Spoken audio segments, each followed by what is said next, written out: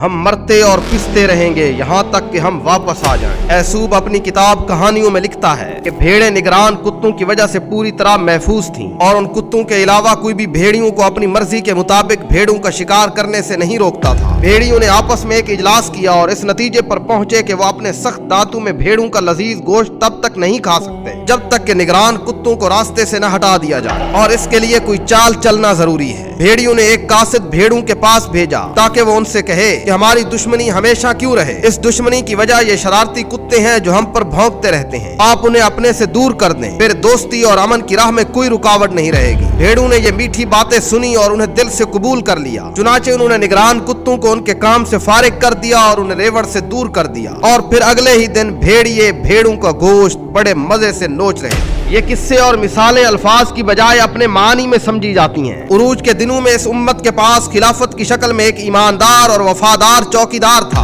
اور وہ یہ دین تھا جس کی وجہ سے یہ قیادت کرتی تھی، نہ کہ اس کی قیادت کی جاتی تھی۔ یہ امت اثر ڈالتی تھی، نہ کہ متاثر ہوتی تھی، آگے بڑھتی تھی، نہ کہ پیچھے ہٹتی تھی۔ پھر ہماری کمزوری کے ایک لمحے میں ہمارے دشمنوں نے اس چوکیدار کو ہٹایا اور یوں انہیں ہمارا شکار کرنا آسان ہو گیا۔ اس امین چوکیدار کو ایک ہی بار میں نہیں ہٹایا گیا، بلکہ انہوں نے چمکیلے ناموں اور جادوئی عنوانات کے تحت اس کے ہر عضو پر حملہ کیا، اور ان کی نیت اور مقصد اس روح کو ختم کرنا ہی ہے جس کے بغیر امت ایک مردہ جسم بن جاتی ہے، جو مار پر مار کھاتی ہے مگر اسے ہٹانے کے لیے بھی ہاتھ نہیں اٹھاتی، چاہے جائے کہ وہ اپنے حق میں پلٹ کر جواب دے سکے۔ وہ ایک بار یہ کہہ کر امت کو آئے کہ نصابی کتب کو بدلو کیونکہ وہ تشدد کو فروغ دیتی ہیں، اور وہ ایک بار پھر صحیح بخاری اور دیگر مستند کتابوں کی چھان بین کا مطالبہ لے کر آئے اور ہمیں مذاہب کے مکالمے کی کانفرنسوں میں لے گئے، اور پھر یہ سارا عمل ان کے قرآن سے حاکمیت اور لڑائی والی آیات کو نکالنے کے مطالبے پر ختم ہوا۔ پھر انہوں نے معاشرے کی بنیاد یعنی خاندان میں توڑ پھوڑ کی ہتھوڑے مارے۔ انہوں نے عورت کو آزادی کا لالچ دیا گویا وہ کوئی غلام ہو، حالانکہ اسلام کے سوا کسی دین یا تہذیب میں اسے اتنی عزت نہیں دی گئی۔ حالانکہ وہ اس کی حقیقی آزادی نہیں چاہتے تھے بلکہ اس تک بآسانی پہنچنے کی آزادی چاہتے تھے۔ آپ ان کی کانفرنسوں اور مشاورتی میٹنگوں، میٹھی باتوں پر اور ان کے نعروں پر دھیان مت دو،